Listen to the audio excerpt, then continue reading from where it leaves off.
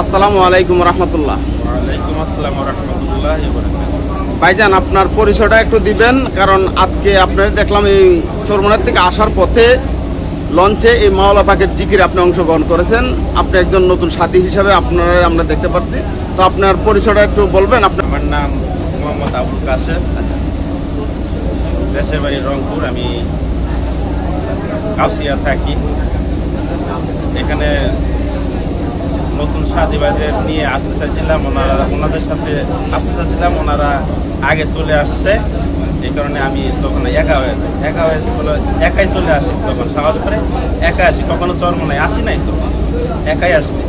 একাই আইসা এখানে বাসের মাঝেই কয়েকজন সাথী ভাই পাইছি, ওনাদের সাথে রাত্রে যাপন করে এই কয়েকদিন কাটাই দিলাম। আপনি প্রথম দিন থেকে আসছেন? হ্যাঁ, প্রথম দিন থেকে। কিভাবে আসছেন? লঞ্চে? না, বাসে আসছি। বাসে আসছেন? আচ্ছা, বাসে আসছি। আপনি এই চরমনায় আসার দাওয়াতটা কিভাবে পাইলেন? আমি চরমনায় আসার দাওয়াতটা আসলে কথা হলো যেটা, আমার বাবা মানে আগে থেকেই চরমনার ভক্ত ছিলেন। উনি ওনার কাছে মানে কোরআন তেলাওয়াত বা সূরা কেরাত আমি ছোটকাল থেকে ওনার কাছ থেকে ওই ফজরের নামাজ পড়ে আমি ঘুম থেকে শুনেই মনে করে যে ওইগুলা কিছুটা অনেকটা শিক্ষা হয়ে গেছে। আবার তারপরে বাবা মাদ্রাসা দিয়েছে, তারপরে কিছুটা শিখছি।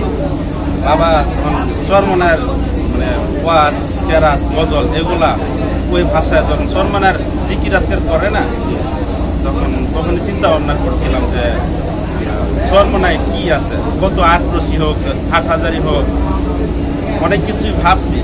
না পরে সিদ্ধান্ত মিলায় দেখি আর কি যে না, চরমনার মতো আসলে এমন কিছু হয় না।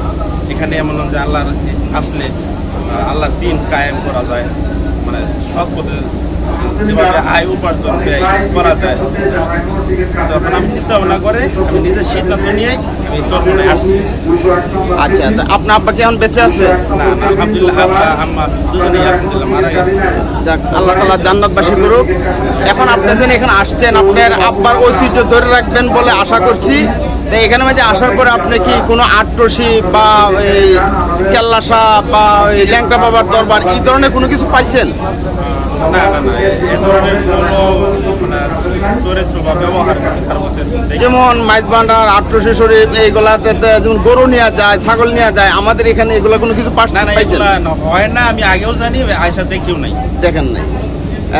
এখানে যেই 3 দিন আসছেন এই আত্মশুদ্ধির ময়দানে, অবশ্যই ঘুরছেন। তো ঘুরে দেখাতে আপনি কি এখানে কোনো মেয়ে ছেলে কোনো দেখছেন? না, এখানে কোনো মেয়ে ছেলে বা নাই। অন্যান্য দরবারে যেমন মেয়ে পুরুষ একলগে, অন্যান্য দরবারে নানান ধরনের পরিকল্পনাও থাকতে পারে। এখানে অন্য কোনো পরিকল্পনা নাই, মেয়ে ছেলে নাই। তো আমি আশা করি আপনি এই আপনার আব্বার মতন আপনি অবশ্যই প্রতি বছর আসবেন ইনশাল্লাহ, আমরা আশাবাদী। 3 দিন আপনি আসছিলেন, আর অন্য দিনের মতন এই 3 দিন আপনি যা থাকার পরে আপনার কতটুকু অনুভূতি বা কেমন লাগছে?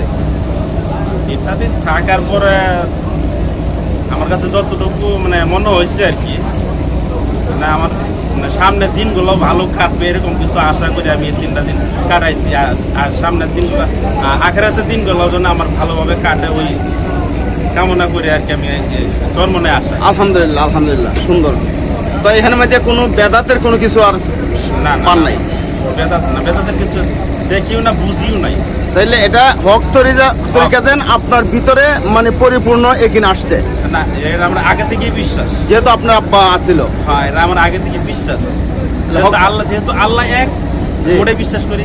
চরমনায় আসলে হক হালাল মানে ওই তরিকায় চললে সবাই হেদায়েত পাবে একদিন ইনশাআল্লাহ। আমাদের এই যে মুজাহিদ ভাইদেরকে, পুরান সাথীদেরকে দেখে আপনার কতটুকু ভালো লাগছে বা কি আসলে অনুভূতি রেখে? আমি প্রত্যেকের মাথায় দেখেন এই যে সুন্নতি জুব্বা, টুপি, দাড়ি, আলহামদুলিল্লাহ। তা আপনার এগুলো দেখে কি ভালো লাগে নাই?